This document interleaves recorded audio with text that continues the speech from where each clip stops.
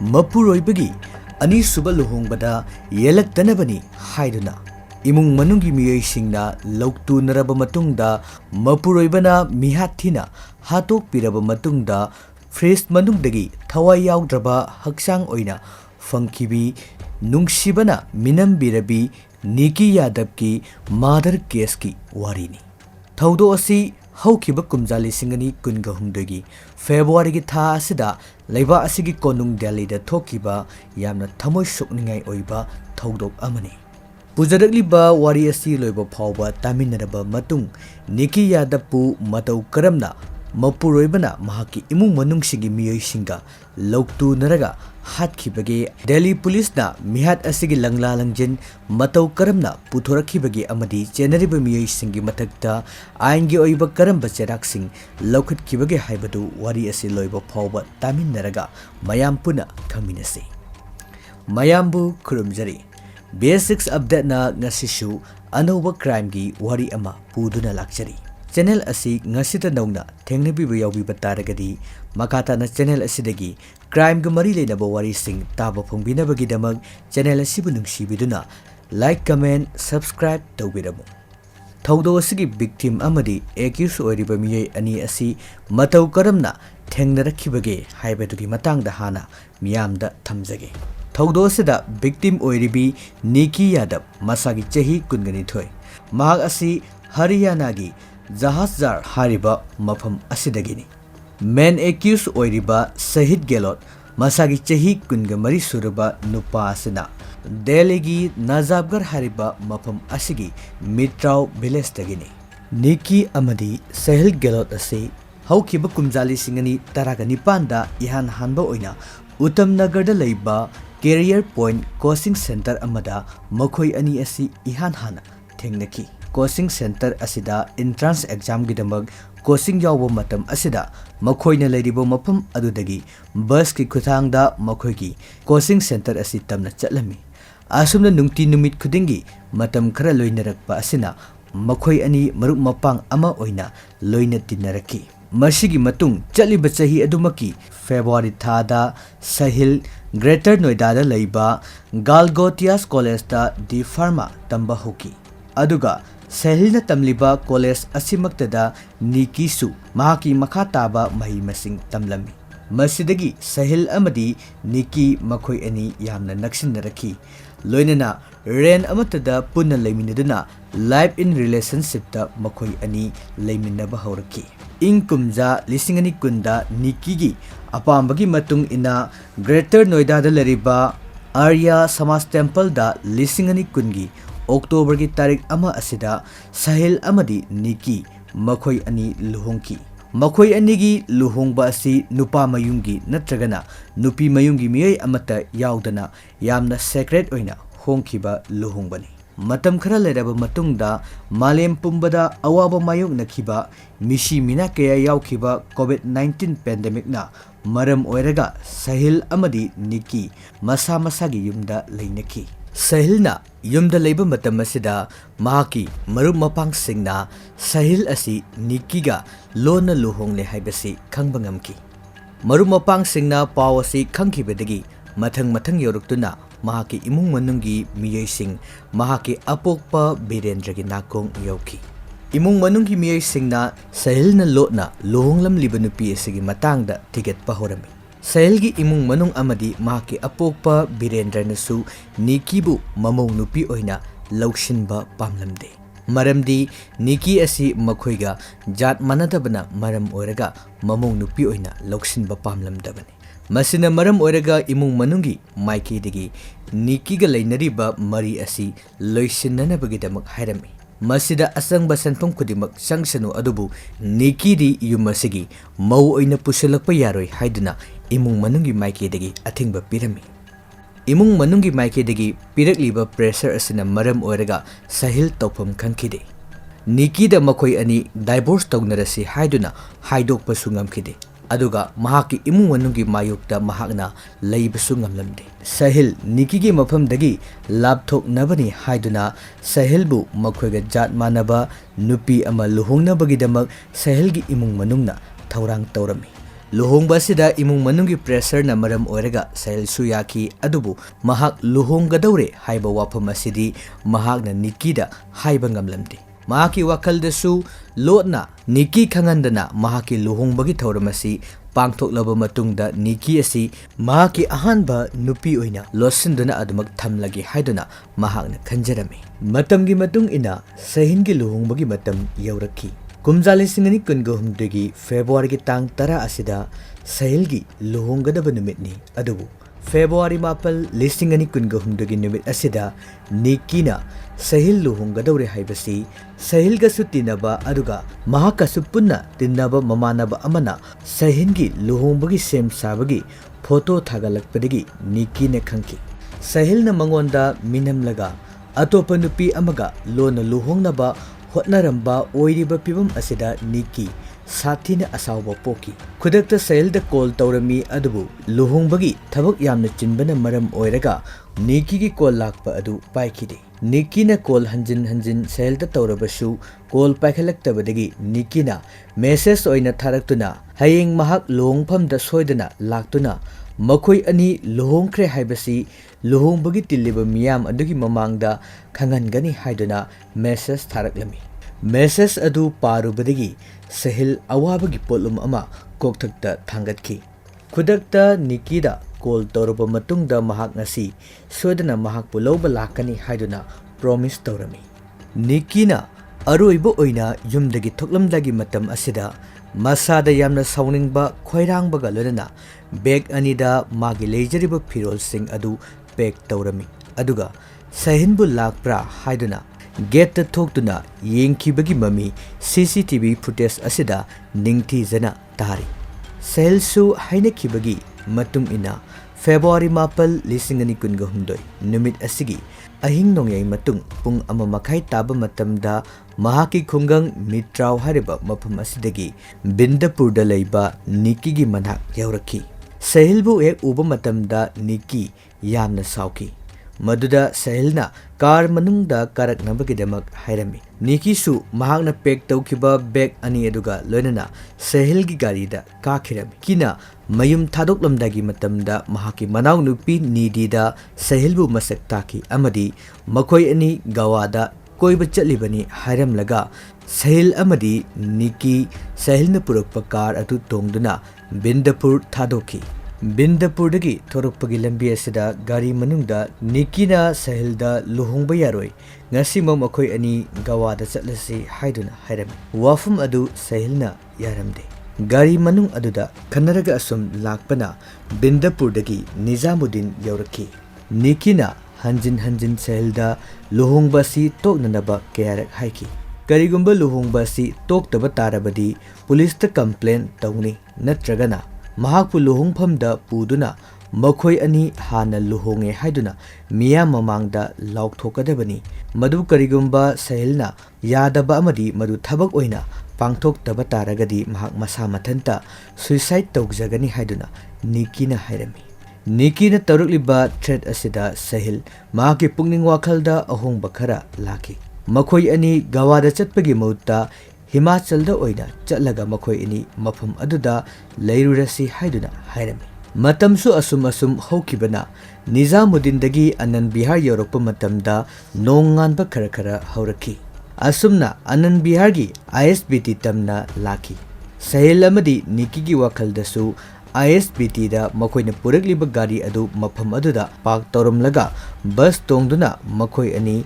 Himachal chatpagi plan da Anand Bihargi ISBT tamna makhoi ani lakhibani. Sahilgi yumdasu February 10 asi Sahilgi luhongba numit oibana maram oiraga ayuktagi hauna mahak yaudana pangthokpa yadaba lighting gi thabak thorum kayamarum leirami. Lighting gi thabak thorum gi pangthoknanaba thirakpa matamda Sahil yumda leiramde.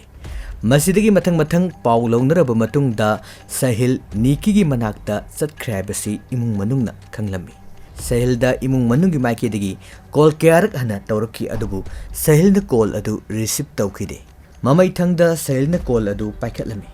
Call he paikhatpaga Birendrana chaibangang bukhotpa tawraklami.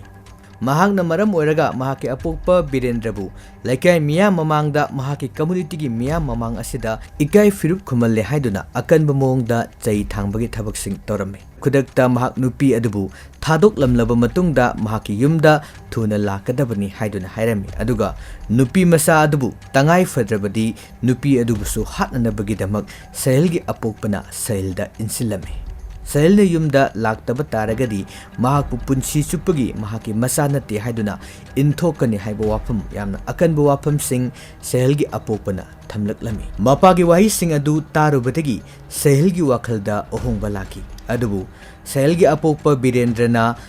Nikkigi bu hananaba hairakliba wafam adumadi mahaki pukningna yaninglamde adumakpu mahaki anisuba luhongba asi mai pangna pangthokke haiba taragadi masida khurau thangliba Nikkigi hana loisinba haibasi tangai fadaba ama oirami masina maram oiraga Nikkigi hatlage haibasi sahilna khanki ahanbada Nikkigi bu gari manungdagi inthoklaba matungda atopa gari amana thomduna sinanaba haiduna khalami adubu madugi tanja adudi fangkide sahilgi wakhalda Nikkigi bu matau karamna hatsige haibagi wakhal sagalakpa horami asumna lakpagi lambida Ningambot gat mapa yauраklami car adu gat adu tamna thaujilaklami Ningambot gat hariba maphamasi nongmadami marfudagina chama phawbagi poloifam amani aduna maphamasi misu aduki matik tilami gat asida poloiba lakliba imung manungsingi gari park taunana bahaiduna maphamsing ningthijana sem sarami car adu mafam chana park toraba matungda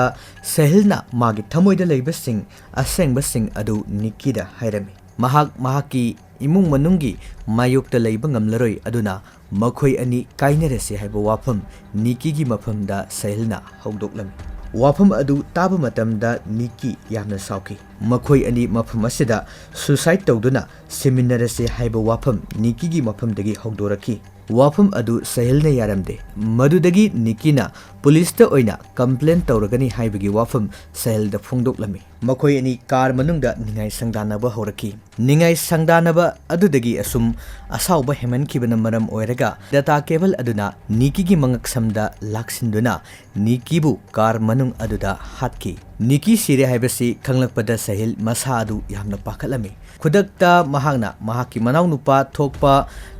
Delhi Police ki Constable oiba Nabil da call tawrami amasung mahakna Nikkigi bu hatle haiduna phongdoklami madudagi paw adu Nabidna sahilgi apopo oiriba Birendra da tamlami masigi matungda Birendra Nabin amadi sahil makhoi ahum watanaraba matungda sahilgi apopa Birendrana thawai yaugdraba Nikkigi haksang adu car aduda haptuna puraklaba matungda makhoi khungang aduda leiriba makhoina chalairiba daba aduda thamnanaba hairami daba asida leiramba miyaising adu mahaki luhongbagi thabak inkhang tawba matamda mateng pangnanabani haiduna haujikti mafam aduda kanamata leite aduna maram oraga mafam aduda Nikkigi haksang adubu thamnanaba hairami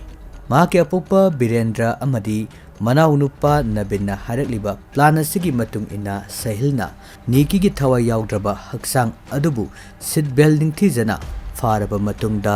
Ningambot tagi thoraklaba matung mitrau village tamna laki sanglaba kilometer kiyagi lambi asi lakpa matamda tongan ba police ki checkpost kaya lanthoraki adubu sahilgi gari asi khamlakide lona yadaba mongda tinted glass na piba sigidamak police na khamlamba taragadi Nikkigi mihat adugi kesu numit adumaktada solve toramba yabani sahilna sanglaba lambi adu ed apan amate yauduna mahaki khungang mitrau hairiba si yauraki sahilna mahaki car adu daba asida thojilaki amasung hanadagi mafam aduda ngaiduna leramlaba mahaki manau nupa marup sing aduga loinana Nikkigi haksang adubu loktoklaba matungda makhoigi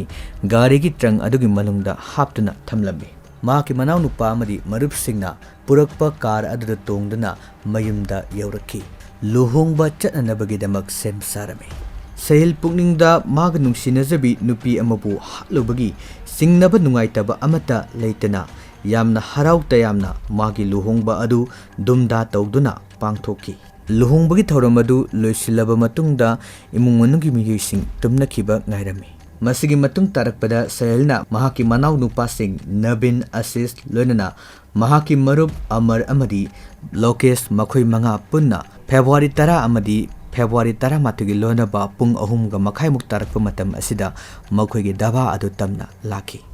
ꯃꯐꯝ ꯑꯗꯨꯗ ꯌꯧꯔꯕ ꯃꯇꯨꯡꯗ ꯅꯤꯛꯀꯤꯒꯤ ꯇ꯭ꯔꯪ ꯃꯅꯨꯡꯗ ꯍꯥꯞꯂꯝꯕ ꯍꯛꯆꯥꯡ ꯑꯗꯨ ꯂꯧꯊꯣꯛꯇꯨꯅ ꯃꯈꯣꯏꯒꯤ ꯗꯥꯕꯥ ꯑꯗꯨꯒꯤ ꯃꯅꯨꯡꯗ ꯂꯩꯔꯤꯕ 160 ꯂꯤꯇꯔꯒꯤ ꯐ꯭ꯔꯤꯖ ꯑꯗꯨꯒꯤ ꯇ꯭ꯔꯦꯁꯤꯡ ꯑꯗꯨ ꯂꯧꯊꯣꯛꯂꯕ ꯃꯇꯨꯡꯗ ꯅꯤꯛꯀꯤꯒꯤ ꯍꯛꯆꯥꯡ ꯑꯗꯨꯕꯨ ꯐ꯭ꯔꯤꯖ ꯃꯅꯨꯡꯗ ꯍꯥꯞꯆꯤꯟꯗꯨꯅ ꯊꯝꯂꯝꯃꯤ꯫ ꯑꯗꯨꯒ ꯐ꯭ꯔꯤꯖ ꯃꯅꯨꯡꯗ ꯂꯩꯔꯤꯕ ꯍꯛꯆꯥꯡ ꯑꯗꯨ ꯅꯥꯟꯊꯣꯔꯛꯇꯅꯕ ꯍꯥꯏꯗꯨꯅ ꯐꯛꯂꯥꯡꯂꯣꯝꯗ ꯐ꯭ꯔꯤꯖꯀꯤ ꯃꯃꯥꯏ ꯑꯗꯨ ꯑꯣꯟꯁꯤꯟꯗꯨꯅ ꯊꯝꯂꯝꯃꯤ꯫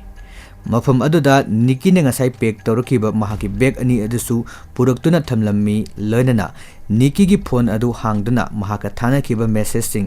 ꯀꯣꯜ ꯔꯦꯀꯣꯔꯗ ꯈꯨꯗꯤꯡꯃꯛ ꯃꯍꯥꯛꯅ ꯀꯛꯊꯠꯂꯝꯃꯤ ꯑꯗꯨꯒ ꯅꯤꯛꯀꯤꯒꯤ ꯐꯣꯟ ꯑꯗꯨ ꯄꯨꯗꯨꯅ ꯃꯍꯥꯛꯀꯤ ꯃꯌꯨꯝꯗ ꯂꯥꯛꯂꯝꯃꯤ꯫ ꯃꯈꯣꯏꯒꯤ ꯄ꯭ꯂꯥꯟꯗ ꯃꯇꯥꯡ ꯍꯦꯛ ꯆꯥꯕꯒ ꯅꯤꯛꯀꯤꯒꯤ ꯊꯋꯥꯏ ꯌꯥꯎꯗ꯭ꯔꯕ ꯍꯛꯆꯥꯡ ꯑꯁꯤ ꯕꯦꯒ ꯑꯃꯗ ꯍꯥꯞꯇꯨꯅ ꯃꯐꯝ ꯑꯃꯗ ꯅꯤꯛꯀꯤꯒꯤ ꯍꯛꯆꯥꯡ ꯑꯁꯤ ꯃꯥꯡꯍꯟꯅꯅꯕꯒꯤꯗꯃꯛ ꯁꯍꯦꯜꯒꯤ ꯑꯄꯣꯛꯄ ꯕꯤꯔꯦꯟꯗ꯭ꯔ ꯌꯥꯎꯅ ꯃꯈꯣꯏ ꯇꯔꯨꯛꯅ ꯈꯟꯅꯔꯝꯃꯤ꯫ ꯑꯗꯨꯕꯨ ꯂꯨꯍꯣꯡꯕꯒꯤ ꯃꯤ ꯌꯥꯝꯅ ꯇꯤꯟꯕ ꯒꯦꯁ ꯀꯌꯥꯃꯔꯨꯝ ꯂꯥꯛꯄꯅ ꯃꯔꯝ ꯑꯣꯏꯔꯒ ꯃꯗꯨꯒꯤ ꯈꯨꯗꯣꯡꯆꯥꯕ ꯑꯗꯨꯗꯤ ꯐꯪꯈꯤꯗꯦ꯫ ꯑꯁꯨꯝꯅ ꯐꯦꯕ꯭ꯔꯨꯋꯥꯔꯤ 12 ꯑꯃꯗꯤ 12 ꯑꯁꯤꯗ ꯂꯨꯍꯣꯡꯐꯝꯗꯒꯤ ꯉꯥꯏꯍꯥꯛ ꯃꯍꯥꯛꯀꯤ ꯗꯥꯕꯥ ꯑꯗꯨꯗ ꯂꯥꯛꯇꯨꯅ ꯅꯤꯛꯀꯤꯒꯤ ꯍꯛꯆꯥꯡ ꯑꯗꯨꯕꯨ ꯀꯔꯤ ꯇꯧꯔꯤ ꯍꯥꯏꯗꯨꯅ ꯌꯦꯡꯂꯝꯃꯤ꯫ ꯑꯗꯨꯕꯨ ꯍꯛꯆꯥꯡ ꯑꯗꯨ ꯃꯄꯨꯡ ꯐꯥꯅ ꯃꯥꯡꯍꯟꯕꯗꯤ ꯉꯝꯂꯝꯗꯦ꯫ ꯑꯁꯣꯝꯗꯅ ꯅꯤꯛꯀꯤꯒꯤ ꯑꯄꯣꯛꯄꯤ ꯑꯃꯗꯤ ꯑꯄꯣꯛꯄ ꯑꯗꯨꯛꯀꯤ ꯃꯇꯤꯛ ꯋꯥꯖꯔꯝꯃꯤ꯫ ꯅꯤꯛꯀꯤꯅ ꯃꯍꯥꯛꯀꯤ ꯃꯅꯥꯎꯅꯨꯄꯤꯒꯤ ꯃꯅꯥꯛꯇ ꯂꯩꯈꯤꯕ ꯇꯥꯔꯒꯁꯨ ꯅꯨꯡꯇꯤ ꯅꯨꯃꯤꯠ ꯈꯨꯗꯤꯡꯒꯤ ꯃꯍꯥꯛꯀꯤ ꯑꯄꯣꯛꯄꯤ ꯃꯃꯥꯗ ꯀꯣꯜ ꯇꯧꯔꯛꯇꯨꯅ ꯋꯥꯔꯤ ꯑꯗꯨꯝ ꯁꯥꯟꯅꯔꯝꯕꯅꯤ꯫ ꯑꯗꯨꯕꯨ ꯍꯧꯈꯤꯕ ꯐꯦꯕ꯭ꯔꯨꯋꯥꯔꯤꯒꯤ ꯇꯥꯡ 9 ꯑꯃꯗꯤ 10 ꯑꯁꯤꯗ ꯅꯤꯛꯀꯤꯅ ꯃꯍꯥꯛꯀꯤ ꯃꯌꯨꯝꯗ ꯀꯣꯜ ꯇꯧꯔꯛꯈꯤꯗꯦ꯫ ꯐꯦꯕ꯭ꯔꯨꯋꯥꯔꯤ ꯇꯥꯡ 11 ꯑꯁꯤꯗ ꯅꯤꯛꯀꯤꯒꯤ ꯑꯄꯣꯛꯄ ꯁꯨꯅꯤꯜ ꯗꯨꯠꯅ ꯅꯤꯛꯀꯤꯗ ꯀꯣꯜ ꯇꯧꯕ ꯃꯇꯝꯗ ꯅꯤꯛꯀꯤꯒꯤ ꯐꯣꯟ ꯑꯗꯨ ꯁ꯭ꯋꯤꯆ ꯑꯣꯐ ꯂꯩꯈꯤ꯫ ꯃꯗꯨꯗꯒꯤ ꯃꯍꯥꯛꯀꯤ ꯃꯅꯥꯎꯅꯨꯄꯤ ꯅꯤꯗꯤꯗ ꯀꯣꯜ ꯇꯧꯗꯨꯅ ꯃꯆꯦꯒꯤ ꯃꯔꯝꯗ ꯍꯪꯂꯝꯃꯤ꯫ ꯃꯍꯥꯛꯀꯤ ꯃꯆꯦ ꯑꯁꯤ ꯍꯧꯈꯤꯕ ꯐꯦꯕ꯭ꯔꯨꯋꯥꯔꯤꯒꯤ ꯇꯥꯡ 9ꯗ ꯃꯍꯥꯛꯀꯤ ꯕꯣꯏꯐ꯭ꯔꯦꯟ ꯑꯣꯏꯔꯤꯕ ꯁꯍꯦꯜꯒ ꯃꯈꯣꯏ ꯑꯅꯤ ꯒꯋꯥꯗ ꯀꯣꯏꯕ ꯆꯠꯈꯤ ꯍꯥꯏꯗꯨꯅ ꯍꯥꯏꯔꯝꯃꯤ꯫ ꯁꯨꯅꯤꯜ ꯗꯨꯠꯅ ꯃꯈꯥ ꯇꯥꯅ ꯅꯤꯗꯤꯗ ꯃꯍꯥꯛꯀꯤ ꯃꯆꯦꯒꯤ ꯃꯣꯕꯥꯏꯜ ꯅꯝꯕꯔ ꯑꯗꯨ ꯃꯈꯣꯏꯅ ꯀꯣꯜ ꯇꯧꯕ ꯃꯇꯝꯗ ꯁ꯭ꯋꯤꯆ ꯑꯣꯐ ꯂꯩ ꯍꯥꯏꯗꯨꯅ ꯍꯥꯏꯔꯝꯃꯤ꯫ ꯁꯍꯦꯜꯗ ꯀꯣꯜ ꯇꯧꯗꯨꯅ ꯃꯆꯦꯒꯤ ꯏ ꯄꯥꯎ ꯍꯪꯅꯅꯕ ꯍꯥꯏꯔꯝꯃꯤ꯫ ꯅꯤꯗꯤꯅ ꯀꯣꯜ ꯇꯧꯕ ꯃꯇꯝꯗꯁꯨ ꯃꯆꯦꯒꯤ ꯐꯣꯟ ꯑꯗꯨ ꯁ꯭ꯋꯤꯆ ꯑꯣꯐ ꯂꯩꯈꯤ꯫ ꯃꯆꯦꯒ ꯇꯤꯟꯅꯕ ꯃꯔꯨꯞ ꯃꯄꯥꯡꯁꯤꯡꯗꯒꯤ ꯁꯍꯦꯜꯒꯤ ꯅꯝꯕꯔ ꯑꯗꯨ ꯂꯧꯔꯒ ꯃꯄꯥꯕꯨꯡꯗ ꯄꯤꯈꯤ꯫ ꯅꯤꯛꯀꯤꯒꯤ ꯑꯄꯣꯛꯄ ꯁꯨꯅꯤꯜ ꯗꯨꯠꯅ ꯁꯍꯦꯜꯗ ꯀꯣꯜ ꯇꯧꯕ ꯃꯇꯝꯗ ꯁꯍꯦꯜꯅ ꯊꯋꯥꯏ ꯋꯥꯑꯣꯏꯗꯅ ꯈꯨꯝꯂꯛꯈꯤ꯫ ꯑꯍꯥꯟꯕ ꯇꯧꯕ ꯃꯇꯝꯗ ꯅꯤꯛꯀꯤ ꯑꯗꯨ ꯒꯋꯥꯗ ꯀꯣꯏꯕ ꯆꯠꯈꯤꯕꯅꯤ ꯍꯥꯏꯔꯝꯃꯤ꯫ ꯑꯗꯨꯒ ꯑꯃꯨꯛꯅ ꯅꯤꯛꯀꯤ ꯑꯗꯨ ꯍꯤꯃꯥꯆꯜꯗ ꯑꯃꯨꯛ ꯀꯣꯏꯕ ꯆꯠꯈꯤꯕꯅꯤ ꯍꯥꯏꯗꯨꯅ ꯆꯤꯡꯈꯨꯝ ꯃꯥꯟꯅꯔꯝꯗꯦ꯫ ꯉꯥꯏꯍꯥꯛ ꯂꯩꯔꯕ ꯃꯇꯨꯡꯗ ꯁꯍꯦꯜꯗ ꯀꯣꯜ ꯇꯧꯕ ꯃꯇꯝꯗ ꯀꯣꯜ ꯑꯗꯨ ꯄꯥꯏꯈꯠꯂꯛꯈꯤꯗꯦ꯫ ꯃꯁꯤꯗꯒꯤ ꯏꯃꯨꯡ ꯃꯅꯨꯡꯒꯤ ꯃꯤꯑꯣꯏꯁꯤꯡꯅ ꯆꯤꯡꯅꯔꯗꯨꯅ ꯗꯦꯜꯂꯤ ꯄꯨꯂꯤꯁꯇ ꯂꯥꯛꯇꯨꯅ ꯅꯤꯛꯀꯤ ꯄꯥꯎ ꯐꯥꯎꯅꯕ ꯐꯪꯈꯤꯗꯕꯒꯤ ꯃꯇꯥꯡꯗ ꯀꯝꯄ꯭ꯂꯦꯟ ꯑꯃꯈꯛ ꯇꯧꯔꯝꯃꯤ꯫ ꯗꯦꯜꯂꯤ ꯄꯨꯂꯤꯁꯀꯤ ꯀ꯭ꯔꯥꯏꯝ ꯕ꯭ꯔꯥꯟꯆꯀꯤ ꯏꯟꯁꯄꯦꯛꯇꯔ ꯁꯇꯤꯁ ꯀꯨꯃꯥꯔꯅ ꯅꯤꯛꯀꯤ ꯃꯐꯝ ꯈꯪꯗꯅ ꯃꯥꯡꯈꯤꯕ ꯑꯁꯤꯒꯤ ꯃꯇꯥꯡꯗ ꯊꯤꯖꯤꯟꯕ ꯍꯧꯔꯛꯂꯝꯃꯤ꯫ ꯃꯍꯥꯛꯀꯤ ꯑꯍꯥꯟꯕ ꯏꯟꯚꯦꯁꯇꯤꯒꯦꯁꯟꯗ ꯅꯤꯛꯀꯤꯒ ꯏꯔꯣꯏ ꯂꯣꯏꯕ ꯑꯣꯏꯅ ꯊꯦꯡꯅꯈꯤꯕ ꯃꯍꯥꯛꯀꯤ ꯃꯅꯥꯎꯅꯨꯄꯤ ꯅꯤꯗꯤꯒꯤ ꯁ꯭ꯇꯦꯠꯃꯦꯟ ꯂꯧꯔꯝꯃꯤ꯫ ꯁ꯭ꯇꯦꯠꯃꯦꯟ ꯑꯁꯤꯒꯤ ꯃꯅꯨꯡ ꯆꯟꯅ ꯅꯤꯛꯀꯤ ꯑꯁꯤ ꯁꯍꯦꯜꯒ ꯍꯧꯈꯤꯕ ꯐꯦꯕ꯭ꯔꯨꯋꯥꯔꯤꯒꯤ ꯇꯥꯡ 9ꯗꯒꯤ ꯃꯌꯨꯝꯗꯒꯤ ꯊꯣꯛꯈꯤꯕꯅꯤ ꯍꯥꯏꯕꯁꯤ ꯄꯨꯂꯤꯁꯅ ꯈꯪꯕ ꯉꯝꯈꯤ꯫ ꯑꯃꯔꯣꯝꯗ ꯄꯨꯂꯤꯁꯅ ꯏꯟꯐꯣꯔꯃꯔ ꯀꯌꯥꯃꯔꯨꯝ ꯊꯥꯗꯣꯛꯇꯨꯅ ꯁꯍꯦꯜꯕꯨ ꯀꯨꯞꯅ ꯁꯦꯟꯅꯔꯝꯃꯤ꯫ ꯏꯟꯐꯣꯔꯃꯔꯁꯤꯡꯗꯒꯤ ꯐꯪꯂꯛꯄ ꯄꯥꯎꯒꯤ ꯃꯇꯨꯡ ꯏꯟꯅ ꯁꯍꯦꯜ ꯑꯁꯤ ꯍꯧꯈꯤꯕ ꯐꯦꯕ꯭ꯔꯨꯋꯥꯔꯤꯒꯤ ꯇꯥꯡ 10 ꯑꯁꯤꯗ ꯑꯇꯣꯞꯄ ꯅꯨꯄꯤ ꯑꯃꯒ ꯂꯨꯍꯣꯡꯂꯦ ꯍꯥꯏꯕꯁꯤ ꯈꯪꯕ ꯉꯝꯈꯤ꯫ ꯅꯤꯛꯀꯤꯒ ꯄꯨꯟꯅ ꯊꯣꯡꯃꯤꯟꯅꯈꯤꯕ ꯁꯍꯦꯜꯅ ꯇꯥꯡ 10ꯗ ꯂꯨꯍꯣꯡꯕ ꯑꯗꯨꯒ ꯅꯤꯛꯀꯤꯅ ꯍꯧꯖꯤꯛ ꯐꯥꯎꯕ ꯊꯤꯕ ꯐꯪꯗꯕ ꯑꯁꯤꯅ ꯃꯔꯝ ꯑꯣꯏꯔꯒ ꯄꯨꯂꯤꯁꯁꯤꯡꯅ ꯆꯤꯡꯅꯕ ꯄꯣꯛꯇꯨꯅ ꯗꯦꯜꯂꯤ ꯄꯨꯂꯤꯁꯀꯤ ꯀ꯭ꯔꯥꯏꯝ ꯕ꯭ꯔꯥꯟꯆꯀꯤ ꯇꯤꯝ ꯑꯃ ꯃꯤꯇ꯭ꯔꯥꯎ ꯚꯤꯂꯦꯖ ꯑꯁꯤꯗ ꯁꯍꯦꯜꯒꯤ ꯃꯅꯥꯛꯇ ꯂꯥꯛꯇꯨꯅ ꯊꯤꯕ ꯈꯪꯗꯅ ꯂꯩꯔꯤꯕ ꯅꯤꯛꯀꯤꯒꯤ ꯃꯇꯥꯡꯗ ꯁꯍꯦꯜꯕꯨ ꯋꯥꯍꯪ ꯄꯥꯎꯍꯪ ꯆꯠꯊꯅꯕꯒꯤꯗꯃꯛ ꯂꯧꯈꯠꯄ ꯂꯥꯛꯂꯝꯃꯤ꯫ ꯄꯨꯂꯤꯁꯅ ꯐꯦꯕ꯭ꯔꯨꯋꯥꯔꯤꯒꯤ ꯇꯥꯡ 18 ꯑꯁꯤꯗ ꯁꯍꯦꯜꯕꯨ ꯃꯌꯨꯝꯗꯒꯤ ꯐꯥꯔꯕ ꯃꯇꯨꯡꯗ ꯋꯥꯍꯪ ꯄꯥꯎꯍꯪ ꯆꯠꯊꯔꯛꯄ ꯃꯇꯝꯗ ꯅꯤꯛꯀꯤꯕꯨ ꯃꯍꯥꯛꯅ ꯍꯥꯠꯈ꯭ꯔꯦ ꯍꯥꯏꯕꯁꯤ ꯄꯨꯂꯤꯁꯅ ꯈꯪꯕ ꯉꯝꯈꯤ꯫ ꯅꯤꯛꯀꯤꯒꯤ ꯊꯋꯥꯏ ꯌꯥꯎꯗ꯭ꯔꯕ ꯍꯛꯆꯥꯡ ꯑꯗꯨꯕꯨ ꯂꯣꯠꯁꯤꯜꯂꯝꯂꯤꯕ ꯃꯈꯣꯏꯒꯤ ꯗꯥꯕꯥ ꯑꯗꯨ ꯇꯝꯅ ꯗꯦꯜꯂꯤ ꯄꯨꯂꯤꯁꯀꯤ ꯀ꯭ꯔꯥꯏꯝ ꯕ꯭ꯔꯥꯟꯆꯀꯤ ꯇꯤꯝꯁꯤꯡꯒ ꯂꯣꯏꯅꯅ ꯂꯥꯛꯈꯤ꯫ ꯅꯤꯛꯀꯤꯒꯤ ꯊꯋꯥꯏ ꯌꯥꯎꯗ꯭ꯔꯕ ꯍꯛꯆꯥꯡ ꯑꯗꯨ ꯃꯈꯣꯏꯒꯤ ꯗꯥꯕꯥ ꯑꯗꯨꯒꯤ 160 ꯂꯤꯇꯔꯒꯤ ꯐ꯭ꯔꯤꯖ ꯑꯗꯨꯒꯤ ꯃꯅꯨꯡꯗꯒꯤ ꯐꯪꯕ ꯉꯝꯈꯤ꯫ ꯅꯤꯛꯀꯤ ꯁꯤꯔꯦ ꯍꯥꯏꯕꯒꯤ ꯄꯥꯎ ꯑꯁꯤ ꯅꯤꯛꯀꯤꯒꯤ ꯑꯄꯣꯛꯄ ꯁꯨꯅꯤꯜ ꯗꯨꯠꯇ ꯗꯦꯜꯂꯤ ꯄꯨꯂꯤꯁꯀꯤ ꯀ꯭ꯔꯥꯏꯝ ꯕ꯭ꯔꯥꯟꯆꯀꯤ ꯃꯥꯏꯀꯩꯗꯒꯤ ꯄꯥꯎ ꯄꯤꯔꯛꯈꯤ꯫ murder case ama lokotuna Thoudok si matau karamna chathakibano amadi kana kana chenabagi haibadu ningthijana thijinba horaki Delhi police na chatharakpa investigation da lisingani kunda Nikkigi amadi Sahil makoi ani Luhongkre haibasi photo amadi Luhongbagi marriage certificate na singba kaya marum police na fangbadagi khangbangamki lenana Arya Samaj temple asigi record te yengba matamdasu makoi ani Luhongkre haibasi sabsana khangbangamki Sahilna phongdorokpagi matung inna Nikkigi bu mahakna nigambot gat manakta hatlaba matung mahaki haksang asibu evidence amata leitna manghanabagi damak purakpani haiba khangbangamki Sahilna phongdokliba wafam asi achumbra haiduna khangdoknanabagi damakta nigambot gat ki mafamda chatuna mafam aduda khilliba CCTV footage sing ningthijana monitor torami amadi God aduda duty tariba police singi masin su hanglami maduda numit aduda angoba machugi barna car ama khambagi paw adu achumbane haiba khangmangamki lenana CCTV gi footage singdadi car adu ningambot God aduda February taragi ayuki pung 9 minute yankai humdoi da sangkibagi mami tai aduga minute kuntraga humdoi muk leraba matungda pung 8 ga makhai muk tarakpa matamda God adudagi thoki haibasi su khangmangamki asumna lambi da khiliba CCTV footage sing adu mathang check torakpa matamda Sahilna phongdok lebu wafam adu achumba oiramki Kari maram gidamu police na Nikkigi bu hatlibano haiduna chatharakpa investigation da mahak asi jat manatabana maram oiraga mahaki imung manungna pamdabadagi mihat asi mahaki imung manunggi miyoi singa loinana loktunaduna hatpani haibagi wafam police ta thamki loktunaba sida yaukhiba miyoi manga asisu Delhi police na Faki aduga makoi singasigi matakta Indian Penal Code ki tongan ba IPC gi section sing 120B criminal conspiracy 201 destruction of evidence 202 not giving information about the crime amadi 2124 attempting to shield the offender hairiba tongan ba Indian Penal Code ki section asigi makhada makoi manga busu police na phaki Makoi sing adudi Sahilgi apokpa Birendra amadi mahaki masin manau oiriba Delhi police ki constable Navin amadi mahaki manau nupa assist loinana mahaki marup ani Amar amadi Lokesh hariba mi manga asini Amaromda nungsibana minambiduna nungsibagi langda thuduna matang matam chadana punsi pikam nakraba Nikkigi Yadav ki haksang postmortem tawraba matungda mahaki aroiba mathau mangam mahaki pongnapam lamdam oiriba Haryana gi Jahazar hariba mapam asida miyoi cha kayana saruk yaduna mahaki aroiba mathau mangam pangthoki lonana imu manungi maikidagi amari mahaki khungangi miyam singna mahaki mishi asida chenariba mahaki Mapuroibana Sahin Gelot pusu sibagi charak pigatapani haiduna akanba khongjang sangsinki Nikkigi mihat ka mari lenana mahaki Mapuroibana Makubok amadi imung manungi miyoi sing amadi makhoi taruk masana tawjaruba maragi matung ina court putoklaba matungda jail da thajinki